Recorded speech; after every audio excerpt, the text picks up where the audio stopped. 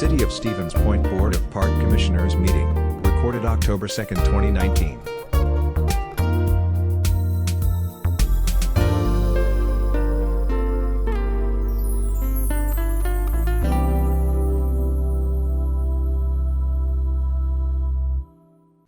Okay, it looks like we're ready. So, roll call. Freckman, Here. Kladowski, Here. Hall, Here. Kirsch is excused, McDonald is excused, O'Connor, Here. Shore, Here. Slawinski is excused, Smith is excused, Sorensen, Zerzua. Here. We should be good, right? 2, 3, 4, 5, 6, we got a quorum. Okay. Approval of the minutes of the September 4th meeting. I'll move. I'll second. Okay, we got competition for.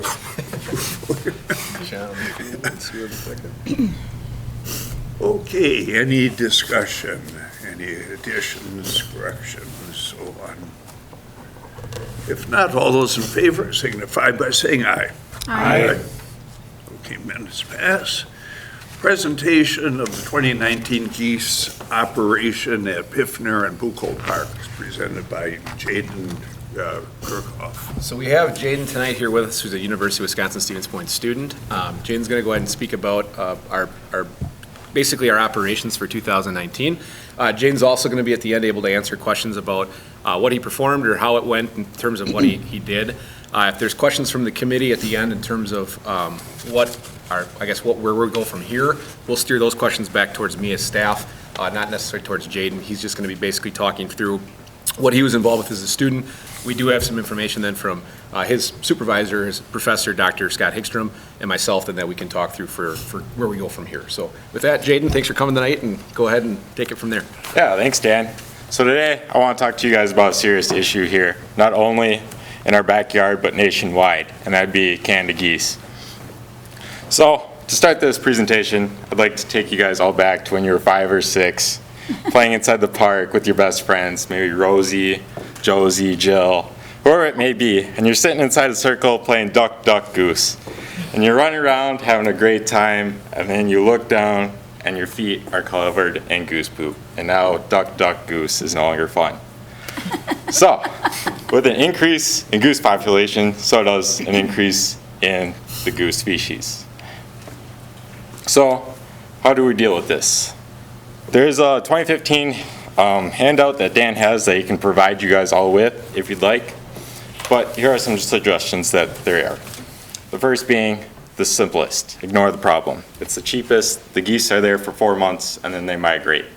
It's easy and it's cheap. A step beyond that would be habitat modification. We can bring in boulders, plant shrubs, or plant different grass to deter the geese from coming. A step beyond this would be a frightening device. And the city has been doing this for several years now, flaying coyote silhouettes, and this year bioacoustics and pyrotechnics. A step beyond that would be repellents, spraying the grass with chemicals to upset the geese. A step beyond this would be fertility control, shaking or oiling eggs to never let the geese fully mature and give birth. And then there's capture and removal and shooting, which there would be a season inside the city limits. So our objectives were clear. We wanted to know how many geese were inside the park, the reaction of the geese to bioacoustics and pyrotechnics, and the public's opinion of geese inside the park. So, to know how many geese were inside the park, I walked the park 2 to 3 times a day, starting in Piffner and walking to Blue Colt, and then coming back, recording my results twice every time I walked. As we determined how many geese were inside the park, we wanted to do the bioacoustics and pyrotechnics to test if they would deter the geese. We wanted the geese to have an initial population and then decrease every time that we deployed the bioacoustics and pyrotechnics until there were no geese inside the park forever. On the left there, that's the bioacoustics, which is a distress call that Phil believes is like a warning signal that tells the geese never to return. Inside the video that you will hear the disperse call and the pyrotechnics going off. Go ahead.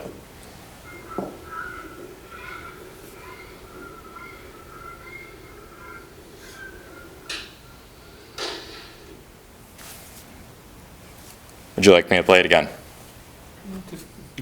Yes? All right.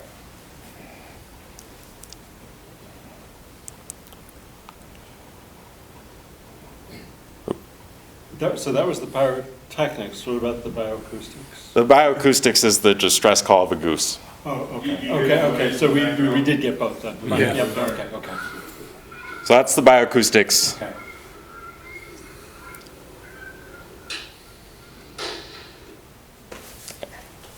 And the firework shell would be the pyrotechnics. As I'd walk the park, I'd ask the public randomly what they thought about the geese and how we should deal with the geese. And they were asked 3 simple questions. Should the geese remain? Should the geese be left alone? Or should they be removed and relocated? Our results, as the survey was conducted, more geese ended up showing up inside the park, and the bioacoustics and pyrotechnics were deemed unsuccessful. On our graph here, on the y-axis, you can see the total number of geese, and on the x-axis is the dates recorded, starting on May 20th and ending on July 30th. The population remained about 20 up until July 11th, and then the population increased as goslings became abundant. A median of about 70 remained inside the park for the rest of the survey. Our results of the bioacoustics and pyrotechnics. On the y-axis again is the number of geese. On the x-axis is a week of surveying. On Monday, July 22nd at 5 a.m., I was at the park conducting the bioacoustics and pyrotechnics. There were 10 geese inside the park, so we deployed them, and 10 geese were back 7 a.m. that morning again. I then later surveyed the park that night, and there were over 60 geese inside the park, deeming that the bioacoustics and pyrotechnics were not successful that day. So we decided to do it again. Tuesday morning, 5 a.m., I was at the park deploying the bioacoustics and pyrotechnics, and there were over 40 geese inside the park. We deployed the bioacoustics and pyrotechnics, scaring them away. Up until that night, they were not there that morning at 7 a.m. With this, the geese were still there that night, so we decided to run again that next morning. There were 11 geese inside the park.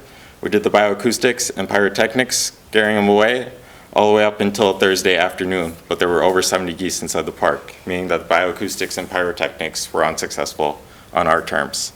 We later did it Friday morning, and there were geese again that next week. The public's opinion. Out of the 15 surveyed park users, 2 of them wanted the geese to remain, 10 of them wanted gone or relocated, and 3 favored the bioacoustics, pyrotechnics, or repellents. On the picture on the right, you can see someone being attacked by a goose in the park. That was in our park. Not our park Okay. specifically. In conclusion, the goose population increased, bioacoustics and pyrotechnics were overall unsuccessful, and the public favored the removal of geese. Are there any questions? Sure. Thanks. So I get we're fighting a losing battle. Correct.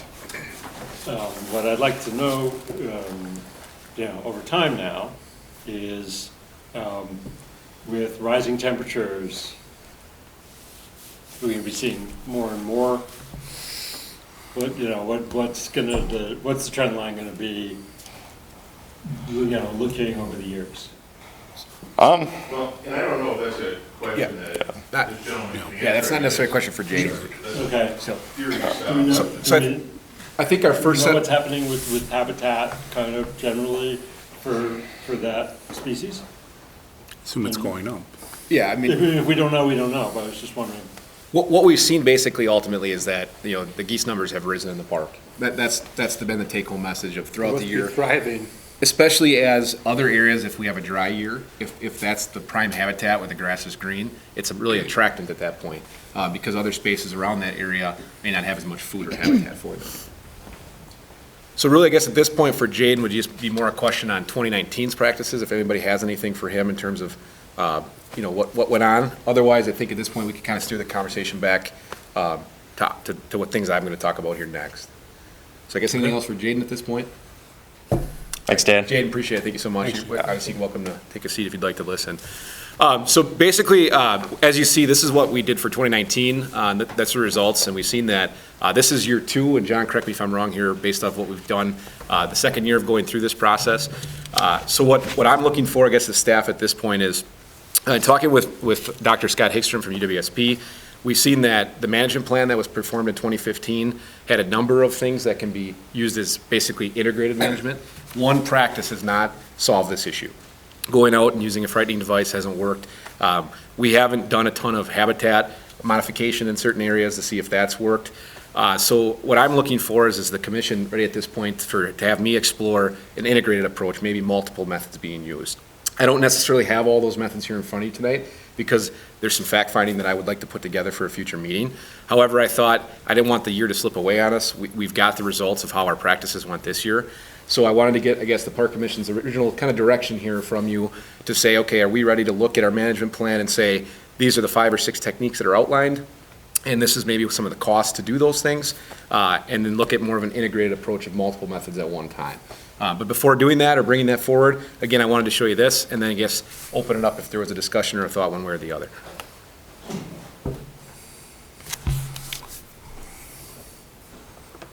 So I know we've got a lot of tenured Parks Commissioners here, but we do have some new ones. So I wanted to just touch on a few things that we have tried in the past.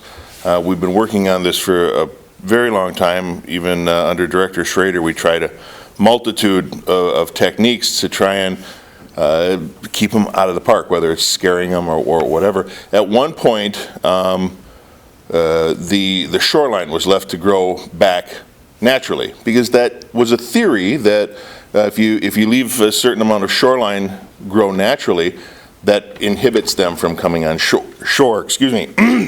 That also proved unsuccessful, and it was funny because we were talking about that, and that very day I drove by the Lullaby site. Everybody knows where that is. Yeah, there must have been 30 geese on there, so they're very far away from shore at that point. We've tried the clappers. We've tried Silhouettes. noise devices. We've tried the silhouettes. They work for a while. The spinners in the trees. We've tried lasers. All of these things have mediocre results at best, and they typically don't last long. You put the dog silhouettes out there, it keeps the geese away for a couple of days, then one realizes that it's not a real dog, and before you know it, they're sleeping next to it.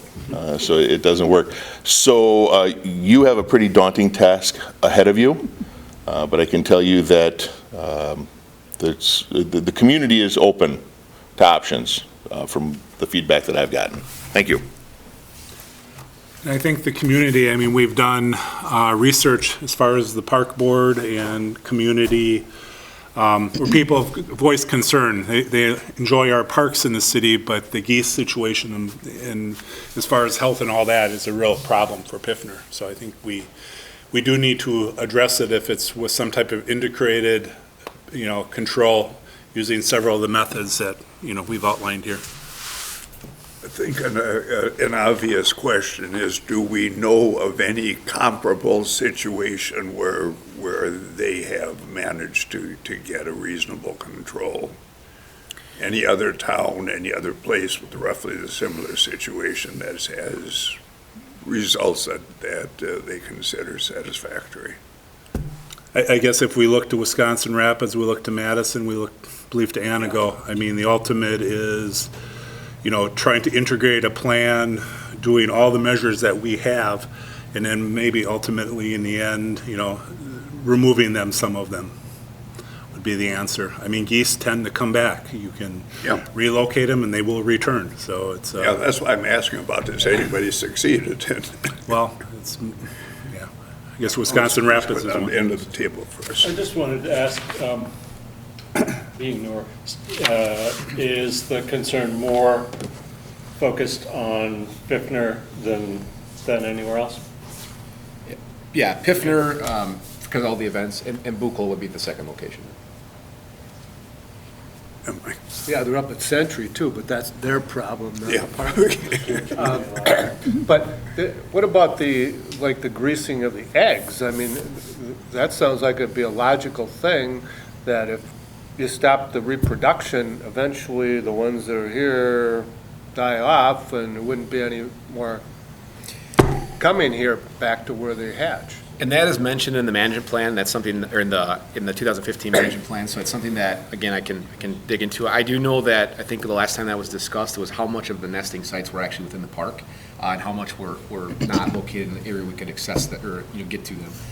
So that's something we could definitely consider, it's listed in the plan, but I think that was one of the items that was discussed at that time, is there any in the park? How would someone physically get to those eggs without being attacked by geese? I believe the DNR was the one handling it. Okay. Just wondering. They're not necessarily nice. No, No, they're not. Take a pit bull with you. right? One thing some constituents have brought up to me was if there's a possibility of live dogs being able to chase the geese away, and whether that would be effective. So they brought up if people could be off of a leash, or the dogs could have some kind of permit to be off leash to chase them. If I could, Mr. Chairman, If there's- I would strongly recommend against that. As a waterfowl hunter, the dogs that would chase the geese would dispatch the geese in a very visually graphic manner. We don't want that to happen. You run into maiming issues, potential dog danger issues, that, the dog might chase it, swim out where it can't get out, and swim back, get too tired, those sorts of things. Not to mention the fact that if they actually caught the geese, it would be graphic. Thank you. Bob?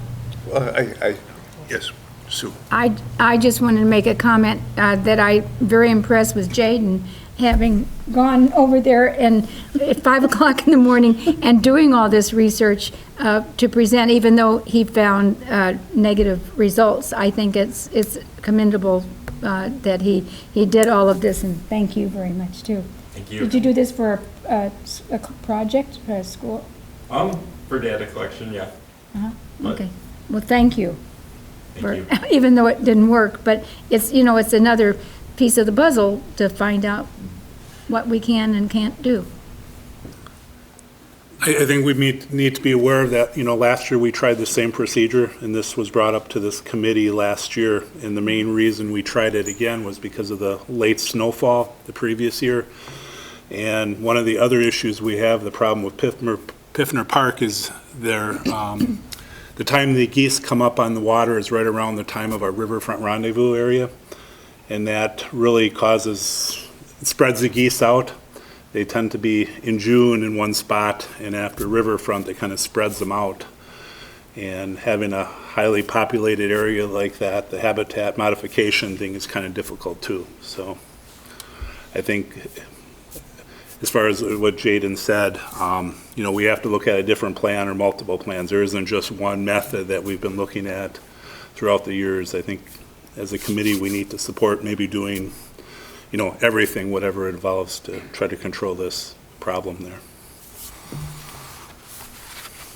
Are you looking for a recommendation? It's not an or what? action item tonight, I No. guess. What I wanted to ask is if the committee's comfortable, I would bring information to next meeting about this integrated management approach, maybe some costs and ideas that we've talked. Again, working with Dr. Scott Hagstrom on some of the items that he's familiar with as a wildlife biologist, as well as our committees, and with the Deer Management Committee as well, and bring that back if everybody thinks that that's a good idea. I just wanted to give you the results first and make sure that there wasn't something else that you'd like looked into in the meantime before we take action on that or consider it. Well, I think based on the discussion, we certainly have a consensus that it would be quite appropriate to bring it back. Okay. And I suspect we will be revisiting this a number of times. Yeah, and to echo Sue's comments, Jaden, thank you. Again, very, very supportive, great presentation, appreciate you coming tonight. Thank you. Okay, item number 4, discussion on the dog swimming area at Mead Park. Okay, so within the packet, there's a memo that talks about, prior to my arrival, ultimately, when Interim Director Badoon was in the position, there was some, I don't know if there was a report, but signs went up at the Mead Park beach location or sandy area, swimming area. former swimming area as designation that says no animals allowed. That triggered some inquiries and questions about some of the activities that already were kind of going on with people taking dogs and animals down there. That led to a poll that went through the mayor's office asking for feedback about should we consider kind of repurposing this space. And I know the mayor might say a few words here in terms of the feedback we got. It was primarily positive. When you look at the comments that are included, it did garner a lot of comments back. As you know, this space has not been managed as a swimming space for a long time. And if you compare it to the other locations, Iverson, Buchholz, it seems like it would be the last one in order of popularity for those type of activities due to some of the shade and things in that area in the evenings and some of the pine trees and things that are around it. So what was considered or what was presented was the potential of installing about a 4-foot high fence that would separate that space from the rest of the park. It would be considered an off-leash kind of swim area or animal pet-friendly area. We could sign it. When you came out of that space, it would go right back to our normal ordinance that would say you'd have to be on a leash. However, in that area, we could rewrite the ordinance. So being that we just got some feedback, we wanted to bring it to the commission.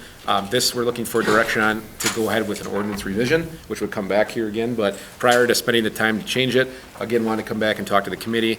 At this point, staff recommendation would be that we would go down that route and explore it. It's not a big change to the park in terms of if it didn't work, it could be altered back and the ordinance could be changed again if we needed to. But again, it seems that the community is very supportive of it. I don't, Mayor Weiser, if you've got anything additional you'd like to add to that.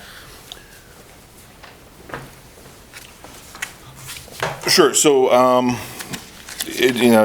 trying not to recap everything that Director Kramer had talked about, I put in some of the positive comments, not all of them.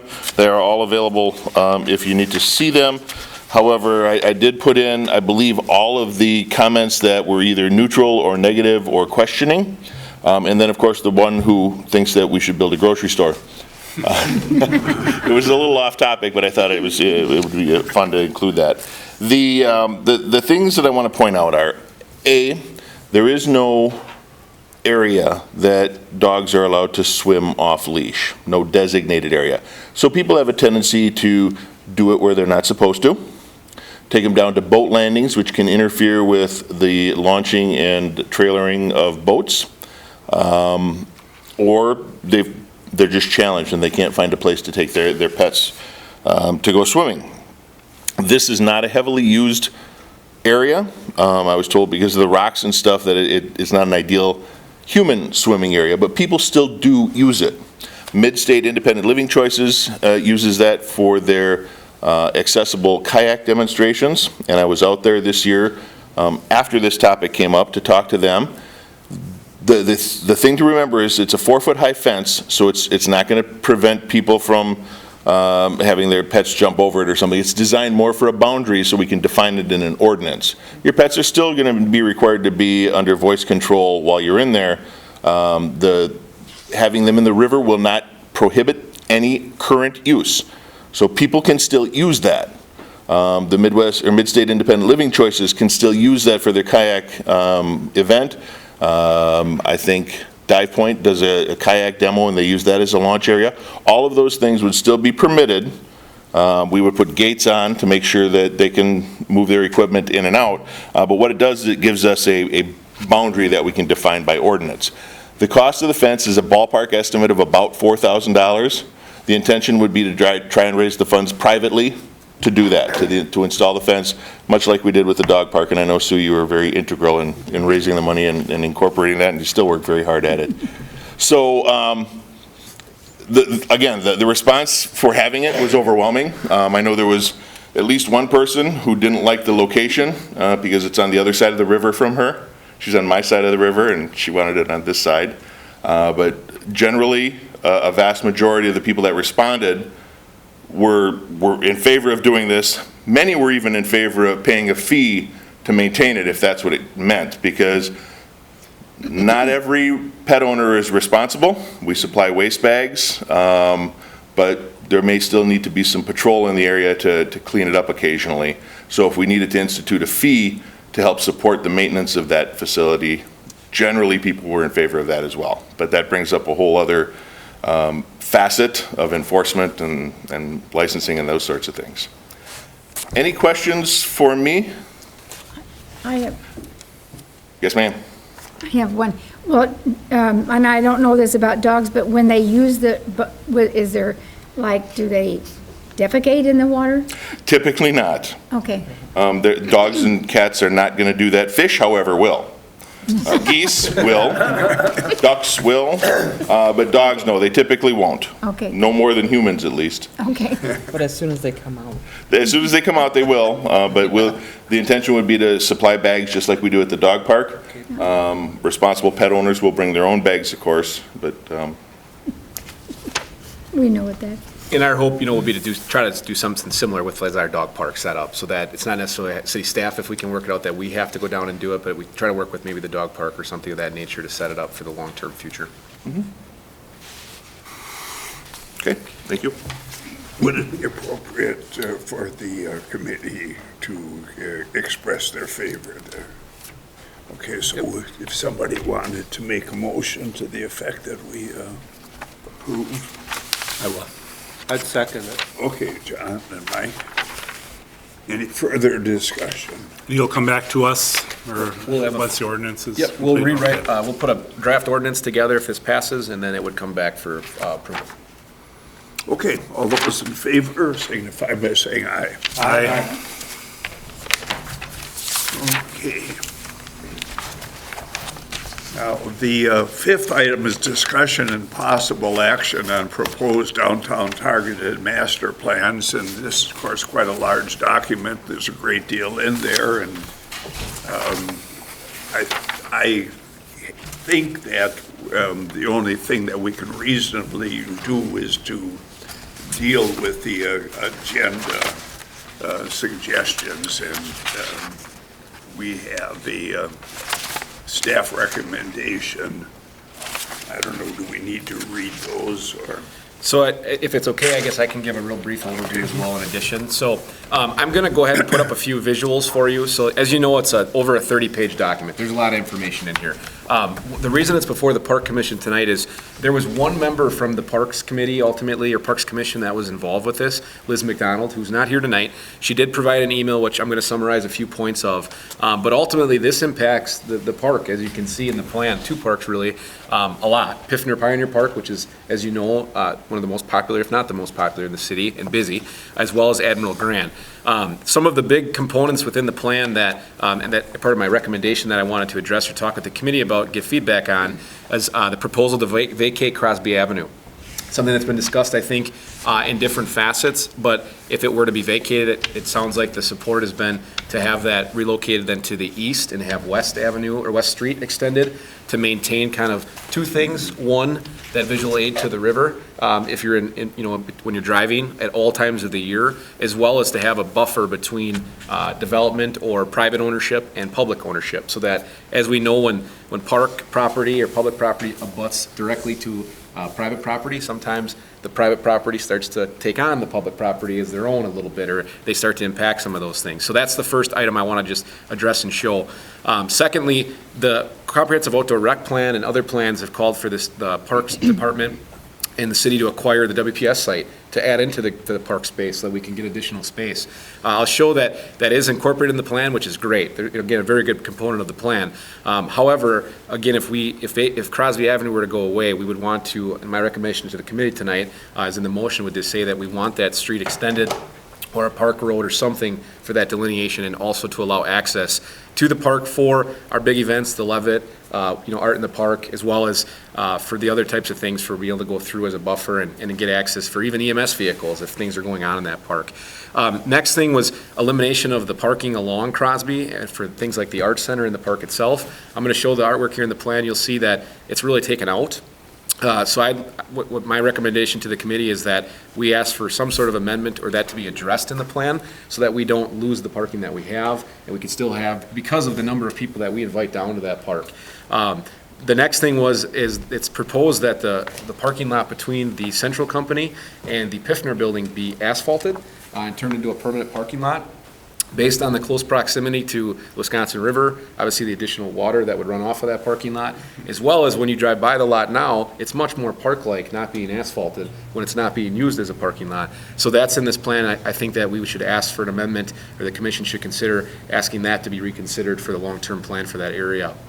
One other thing that's in the plan I'll show you is the daylighting of Moses Creek. And that, obviously, I'm catching up on being new to the city, but I know that that was obviously reconfigured some time ago. I'm told that that would be a tricky component in terms of the water. Would it be stagnant? Would it have to be pumped, aerated, things of that nature? It also would tie into some of the park property that's there. So I've got in my recommendation, staff recommendation, that that be reconsidered as well. Is it worth the expense, and will it add to the park property of that location? Next thing, in the plan, it mentions making a redesign of the Piffner Building and Central Company into 12-month facilities. And as you all know, the city's done a great job with the Piffner Building, turning that into the feel that it has, and remodeling that building and removing some of the industrial components of it. And it's kind of the draw. It's rented every weekend, while it can be. And currently, it's not insulated, and it doesn't have the infrastructure for the winter. Does the commission want to do that? I think we could take away from some of that integrity we built there with it. So the consideration is, do we want to have this in this plan, or is that something that we could do in a park plan in the future if we wanted to go that route or it needed to? And then again, I just mentioned the last kind of recommendation is this buffer or service road or some sort of fencing or delineation between Admiral Grant Park and the new proposed redevelopment. Very similarly, right now, you have a very nice access. You drive down the road, you can see the park is separated. In the plan, it changes. So that's the overall that I wanted to mention. Looking at the emails here, you'll see Liz McDonald's comments are very similar. I'm just going to summarize here for. It says, I agree with the comments from John Gardner, which is I'm going to mention next. We're under park for our populations in Stevens Point. Plans for the additional housing on the edges of the Piffner Park would put more pressure on the most popular and heavily used park. She said she doesn't support edge of the park housing or the housing on the south side if Chase Bank were to be acquired. Vacating Crosby Avenue, which has been a long discussed option, would only be allowable or be okay in her opinion with West Street where extended to allow park access. Upgrading the Piffner Building, that factory warehouse feel is what made it what it is. It's not insulated, it'd be cost prohibitive. And then she also mentions about the paved parking lot not being supportive between the Piffner and Crosby building. We did receive an email from John Gardner, who was a city employee at one time, and he's on the redevelopment authority. They have this on their agenda for next week to consider adoption. They're going to see the review and adoption of it with these things as they are. John just mentions that he's not in favor of eliminating Crosby Avenue as well. He talks about more celebrated community plans in other communities have preserved public access to waterways. This Vanderwall plan eliminates or limits public access by eliminating Crosby Avenue. He actually provides a great history in his email about the plans over the years, that the Vanderwall plan is very, very similar to one that was rejected in 1983. That same plan that was rejected was later amended, and when it was approved, it didn't eliminate Crosby Avenue. It preserved its current location. There was another plan by the Portage County Planning Department that was adopted in December of '83. That plan preserved Crosby Avenue and provided private development on Clark and Water Street. Then he talks about 10 years later, another riverfront plan was adopted, and it preserved road access to the riverfront, but it located it to the east to allow for expansion of the park area. That follows our our comprehensive outdoor rec plan. He talks about the plan then created by PDI for the downtown redevelopment, adopted in 2008, which preserved road access but recommended the relocation of Crosby to the east. These plans provided public access to waterfront using a public roadway. Then he gives some good background in terms of the road access being important. It's casual access to the waterfront with an auto. It reinforces the central identity of Stevens Point. It gives all-season access to the waterfront when you can't walk very well in the cold weather months or snow or inclement weather. That roadway allows people who are challenged or can't get around as easily access, as well as EMS vehicles are able to go within that for some of our park, the big events. The roadway provides a clear delineation between what's public and what is private as well. He puts down that his recommendations to maintain the public road access with public park, expanding the public park, to expand the areas in the previous plans that were recommended and to allow for private development in a manner that still maintains that riverfront. He also mentions that he's not a fan of the opening of Moses Creek, about it being expensive and stagnant. So again, ultimately, the two emails that are in your packet, as well as the recommendation that we're making as staff, or I'm making as staff, is really the components of the park. And really, I wanted the committee, if there's anything else that I'm missing, or if there's something that maybe the committee thought didn't need to be in it. And then if it's okay, I was just going to very quickly show you about 8 slides that have the actual visual aid here so you can see it rather than just me speaking.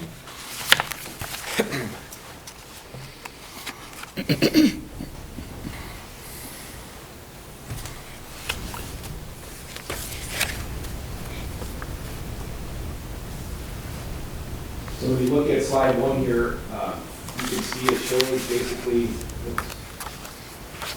it shows here's Crosby Avenue. You can see the full redevelopment, and you can see it's great. It shows the expansion of the park space. but again, with the vacation of the street, the access to it would be challenging. Here's kind of the new visual aid concept with a roundabout, kind of foot traffic path that comes down into the cultural commons. But you'll notice the roadway would go away, west is not extended, so this corner of the park would ultimately be sort of landlocked in terms of any vehicle access for events. Looking at further, this is kind of the 3D rendering. You'll see here again some of the development, residential here in the angle, kind of where some of that parking space is currently. You'll see the park has expanded, which would be great, but again, there's no roadway or delineation here between where that goes. And you'll see that the Art Center shows kind of an upgrade on that side, and then here's that daylight and Moses Creek going all the way up and through, significantly different. Again, you'll see that's all green space kind of right now between that area. Go a step further, you'll see here, it shows that asphalt parking path between that is the central company. Here's the Pfiffner building. So right now, that's, as you know, just kind of multi-use. It's used the parking, but it shows it's asphalted. So if you look down, if we need to get to that bottom end for an event setup, or again, EMS vehicles, things of that nature, you'd have to come off that side to get in there. There's no road access into that corner. And again, lots of parking is there. Here's Admiral Grant Park. When you look, it talks about the mixed opportunity. They do show that green space coming up into the redeveloped street side, but again, right now you can drive along that whole park and see out through it. So there's that connection again where they're together. So talking about, when I mentioned my recommendation to staff is maintaining this so that we don't have those two private overlap, but that we can at least delineate the difference. You can see that potential river office here and that green space connecting, green circle trail up through there. One other thing that I did mention was the opposite side of the river, where Sloan Park is. They show that right now, as you know, the west side loop of the green circle cuts in behind that. They do show that there would be kind of an extension to Sloan Park, that you could go from that. You could go down the green circle, and that there would be a connection on the bottom of the potential development, that you could actually go up into the park where Sloan Park is. So you could actually go through it. That would be a nice tie into the green circle. So that seemed like a very nice part of the plan. I'm going to leave it here with this 3D visual aid, ultimately. So that's kind of the gist. There's quite a bit of information there. I guess at this point, what I'm looking for or asking for from the committee is if any of those recommendations, if that's the committee supportive of it, that we would ask for amendments in relation to that, or that they be addressed and considered in this plan for the long-term future of the park, or if there's anything additional that the committee thinks that I didn't necessarily point out or hasn't been pointed out here yet. I'd like to mention a couple of historical things. Some of our park board members a few years ago was on the special ad hoc committee that dealt with the riverfront and that whole section. And my recollection is that actually, I think very little of that plan was implemented. I think it's been largely forgotten. I think everybody here probably agrees with that. The other thing for perspective, reading John Gardner's comments, as I remember, I think he was trained as a landscape architect, and I think is very sensitive to these issues, and so I take his comments quite seriously. As for what we can do at this point with quite a number of possible issues in this, I can't think of a way that we can probably deal with these things all specifically, but maybe just a sense maybe is more important. And I'd like to add in that one of the things, as you see right on there, there's no doubt that we're losing a great deal of our park green space with any of these plans if they're fully implemented. And my feeling is that one of our first obligations as a park board is to lobby for the protection and considering the growth of the community, and that an increase in park space. I hate to see it diminished. But we open up for discussion. Yes. Thank you, Chair. I've followed most of what's being suggested, and I'm inclined to be supportive of most of it, but have questions on two of the specific areas. So one is those recommendations in terms of not supporting development of the riverfront. I understand the point with regard to the Chase Bank site. I just want to make sure that point isn't extending to the other side of Clark. Am I right on that, that when that point is made about the relationship between private and public, it's on that side of? Correct, but also on the other side, that if the development were to come up to, say, Admiral Grant Park, that we still would have something that we would be able to delineate where the park property Okay, stops okay. and it begins. But not the same negative response to developing over there. Okay, Correct. all right. So that's one of my concerns. The other was about the parking lots where we just were. I want to make sure I understand, because my general feeling is, boy, does the city own a lot of parking lots downtown. We have too much. And so I want to focus on this relationship, I guess, to demand when there are events, and how strong we felt that need is for all of those lots there. So the lot that's on Crosby is the first one to fill up from my conversations for historically, and also from my observations here most recently. And with the city band, basically every Wednesday, the 11th series every Thursday, basically every weekend there's a major event in the park. That one is really the Okay. largest demand. So And how much, so you're not making the same strength of point about the lot next to the bank?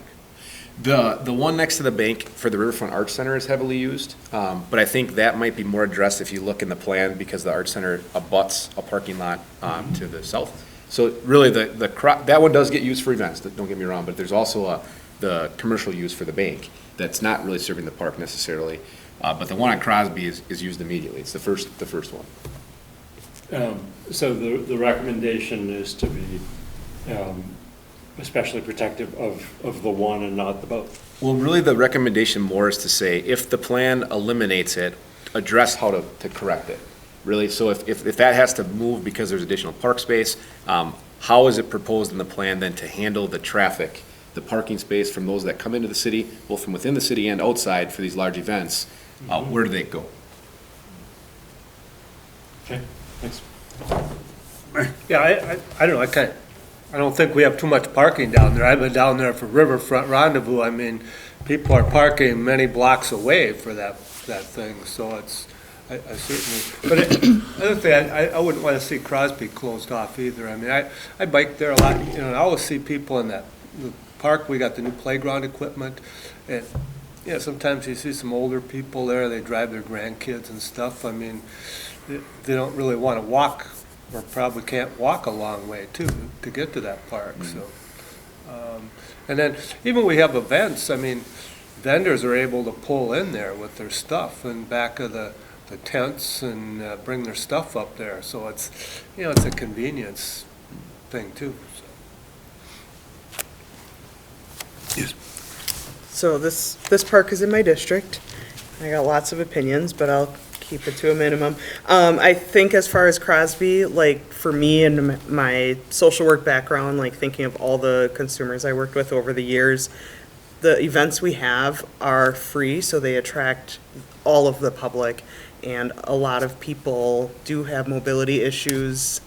I just think if the parking is moved further away, that does limit people being able to come to the park. Not everyone has a handicap parking tag. That doesn't mean that they don't have issues with walking a distance. So being able to park along Crosby and in that lot, I think really does make a difference for people and their access. Then I just have a question as far as Moses Creek. I mean, I've known about this for forever, but like, what is the benefit of daylighting it?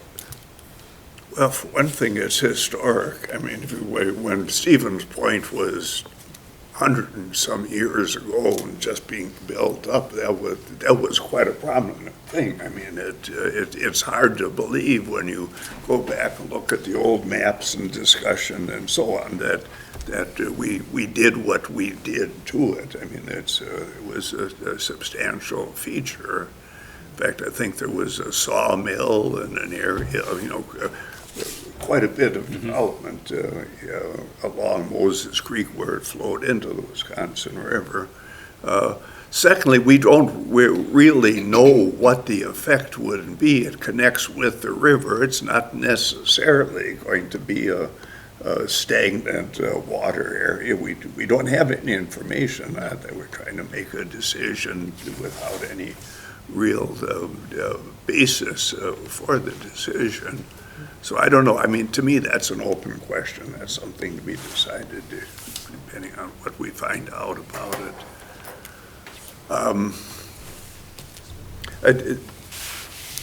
Again, this is such a massive document and so many things to comment on that I don't know how we can be very concise or specific. Maybe the best thing to do would be as a committee indicate that we support the staff recommendations. Correct. And what would happen if that were the motion and that were passed is that the minutes would go on, would be shared with the Community Development Department, because next week when the Redevelopment Authority and also the Common Council meet jointly, they would have those comments from this commission to be considered. Because it is on as a presentation and possible adoption, so I think it would show then as well that these are things we'd like to see addressed prior to them adopting the plan, or at least some, Yeah, not to imply that this is all of the issues. Exactly. We want to send the message that these are things that we are concerned about.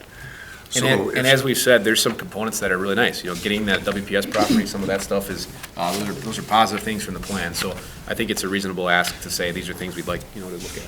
So somebody could move that we adopt the staff recommendations. I would so move.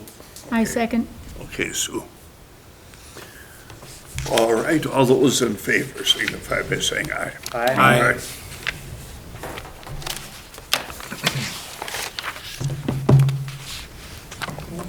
Okay, then we have discussion and possible action on contracting rental property management for 216 Franklin and 817 Second Street North with Candlewood Property Management.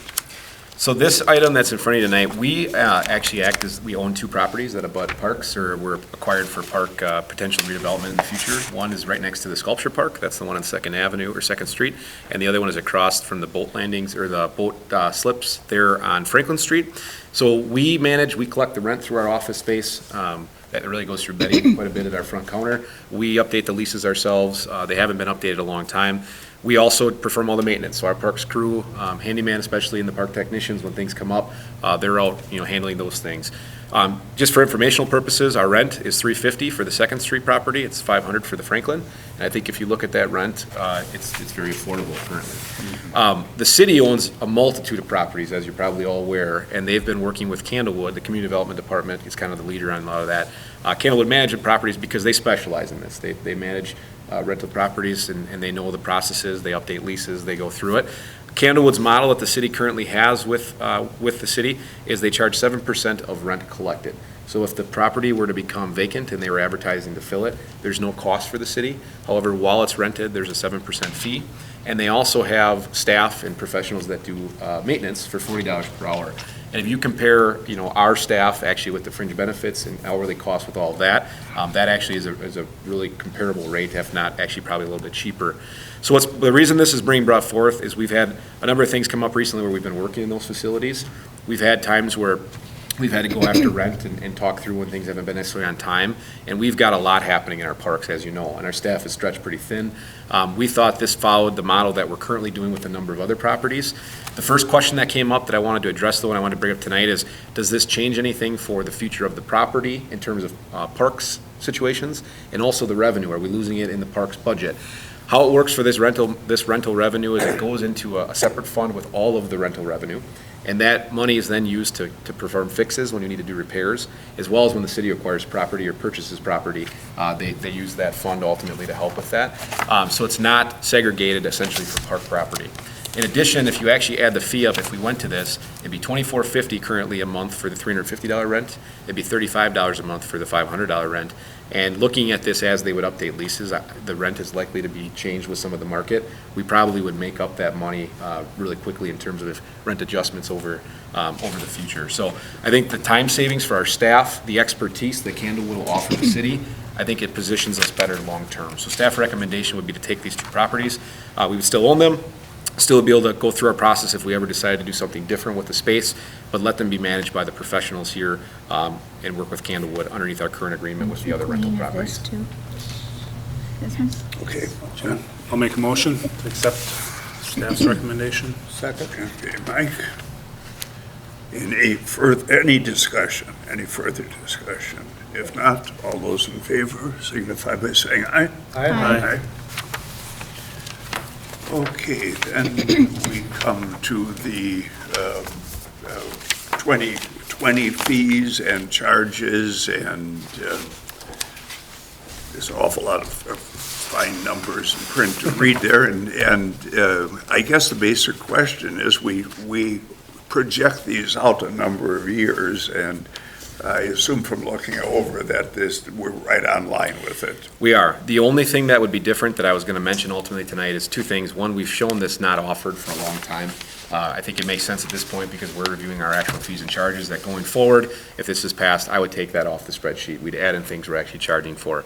Secondly, we've done a major project at Xenoff. We're in the middle of it right now for the turf projects. So currently, Xenoff was charged the same rate for a usage group as Iverson Park. However, they fundraised for that, as we're all aware, and there were some substantial contributions from the Stevens Point Youth Baseball and the Stevens Point Youth Girls Softball and the Stevens Point Softball Association for the adults. So how that agreement's worked out, it's worked this way in the past too, is they don't get charged to use the fields. So we anticipate with the turf, other groups potentially may come and want to use the fields. And $75 would actually be a really low rate, number one. And number two, for potential in the future for sponsorship and things, it would be cheaper for a group or an outside group to say, we don't want to contribute to turf, but we'll pay the $75. So in working with the groups and talking through this, the $200 fee is being proposed per game because A, we have a brand new facility. We expect we may have some more demand. B, we would take half of that $200 and it would go in a maintenance fund to help replace the turf down the road. And then really C, looking at, let's say an outside group were to hold 5 games there a year, they would put $1,000 into their payment. If you looked at 10 or 12 years on the field life, they would be putting $10,000 or $12,000 into the actual turf then too. It would be more in line with these user groups that have put money in to put this in for our parks. Every one of our routine users contributed, except for the intramural program with UWSP, but we currently are in talks with them of putting in either this fee or a yearly contribution in like a 10-year agreement, and that would go in that maintenance fund as well. So that's the only new thing. It would be more expensive for the Xenoff Park, but that would be because we have outside groups that would want to come and use it to make sure it's equitable for all this big contribution that they put in to start. Definitely makes sense. Okay, is there any discussion? Question, what's our waiting list on both slips? You know, off the top of your head? Couple of years, and they're all residents too right now. Oh, okay, We've not gotten any non-residents because the resident list is so low. gotcha, okay. Guess I'll make a motion to accept. Okay. Second? Second? Oh, sorry. Okay. You're the queen. Zarazua. Were you the queen of that one? All those in favor signify by saying aye. Aye. Motion passes. Item number 8, presentation of the 2019 Donald Copps Municipal Pool Report. So I wanted to give the update. I think every year Tom used to bring this forward. It's just good to kind of look back at the year. The report, really the gist of it, I think the total operating expense was $131,731 for 2019. The first question probably is how does that compare?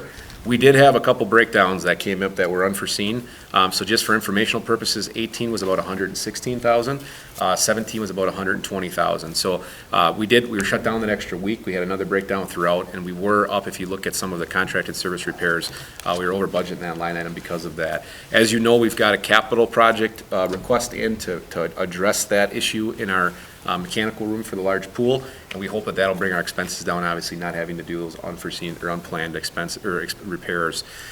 Just in case you were curious, obviously there's in the report, you see some of the attendance records. The total attendance for the year was just under 9,000, 8,934.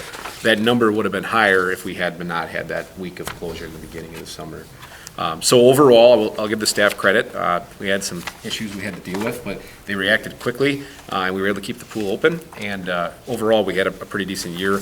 Revenue comparison, if you're curious, obviously we lost out on some prime time with the closure. $42,206.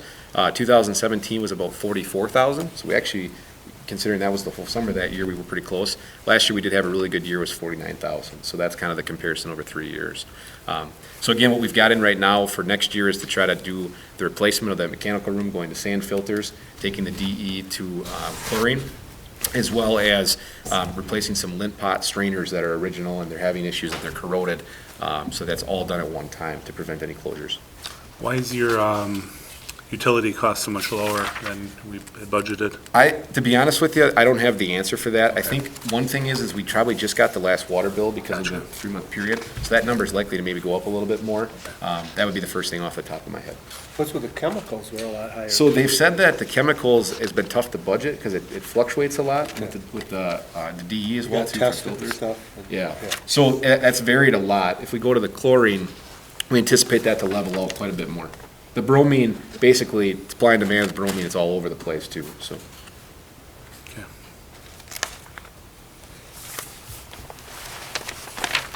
Okay, director's report.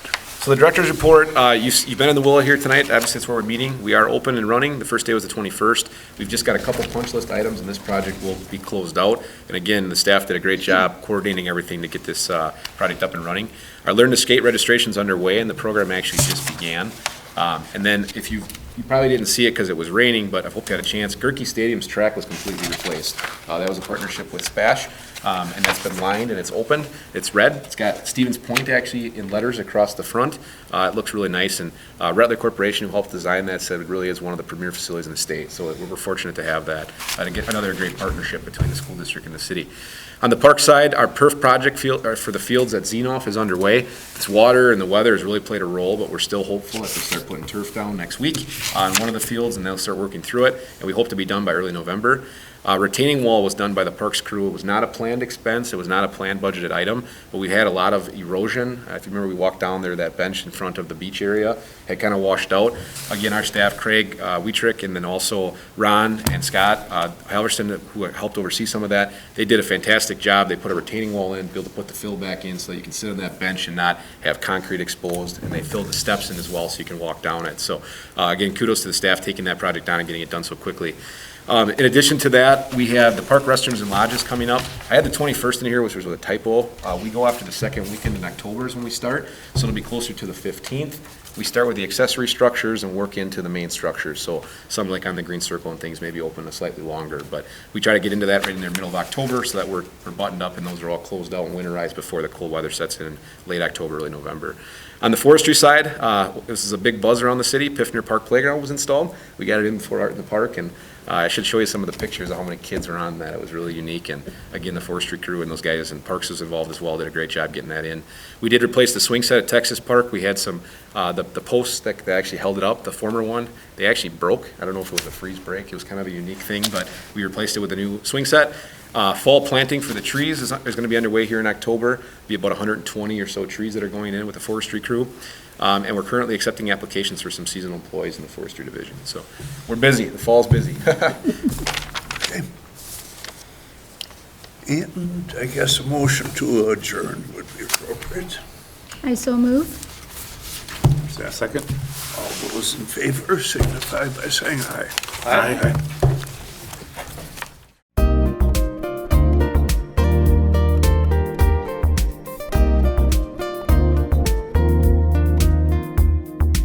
A video of this meeting is available for viewing on the city's website, stevenspoint.com/videos.